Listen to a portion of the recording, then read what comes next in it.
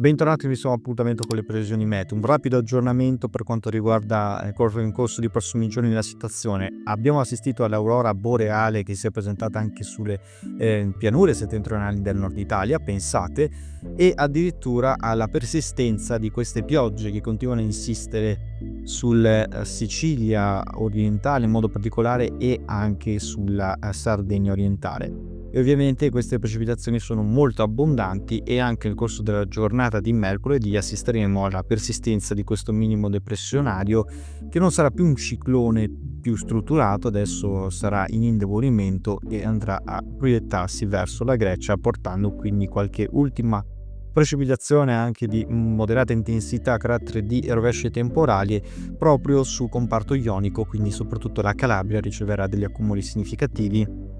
Almeno entro la mattinata saranno piogge persistenti e con graduale attenuazione dei fenomeni nel corso del pomeriggio. Qualche ultima precipitazione potrà avvenire anche sulla Sardegna orientale e sul medio-basso Adriatico. Come vedete al nord la stabilità prevalente, così come nella giornata di giovedì, quando le temperature subiranno un ulteriore calo, specie nei valori minimi, e continueremo ad avere, pensate, questa persistenza anticiclonica con il gelo russo che si intensifica proprio sui territori dell'estrema Europa orientale, e ovviamente la fase più intensa sull'Europa agirà con l'arrivo di perturbazioni atlantiche che saranno piuttosto frequenti, la spinta di aria un po' più fredda di matrice marittima che quindi porterà un calo delle temperature significativo proprio a partire dai settori orientali. La formazione di questo minimo depressionario nella giornata di giovedì potrà portare quindi qualche precipitazione debole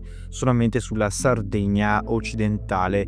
Come possiamo vedere, le temperature ovviamente si manterranno su questi valori, nei valori massimi, e venerdì ovviamente la svolta un po' più significativa che troveremo al nord-ovest. Arriverà la neve in pianura, in realtà praticamente esclusa, la possibilità è solo per qualche pioggia mista a neve sulle pianure del nord-ovest. Questo causa che cosa? L'arrivo dei venti di ribeccio. Purtroppo i venti di ribeccio, spinti anche a quelli sciroccali, non permetteranno alla neve e anche al cuscinetto freddo che si andrà a formare nel corso dei prossimi giorni di garantire nevicate assicurate fino alle zone di pianura.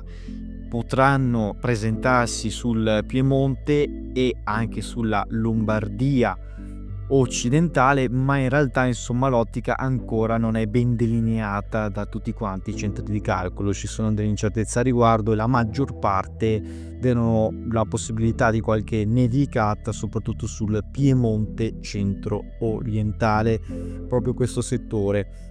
E causa la mitezza avremo una stabilità prevalente al sud Italia con coperture nuvolose alte di passaggio, mentre il nord Italia verrà interessato quindi da questo passaggio caso la formazione di un profondo ciclone. Che è la grafica che mostra una visuale proprio inerente alla settimana che viviamo, con questo profondo ciclone che garantirà la spinta di correnti molto più miti sud-occidentali al sud Italia, quindi con la possibilità solo di qualche rovescio passeggero, mentre le perturbazioni saranno un po' più delineate proprio sul Mediterraneo centro-occidentale, colpendo in modo particolare il nord Italia, formandosi soprattutto sul Mar Ligure. Quindi questa è la situazione che andremo a trovare proprio nel corso della settimana. Non vi si intravedono delle soluzioni più fredde di matrice russa, possibilità che sta calando per quanto riguarda la fine del mese di qualche irruzione